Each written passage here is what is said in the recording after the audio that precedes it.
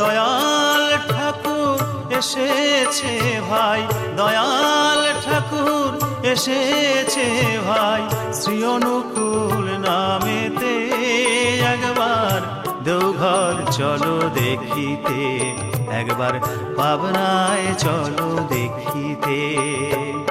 দয়াল ঠাকুর এসেছে ভাই, দয়াল ঠাকুর এসেছে ভাই, শ্রী অনুকূল নামেতে একবার দেওঘর চলো দেখিতে, একবার পাবনায় চলো দেখিতে।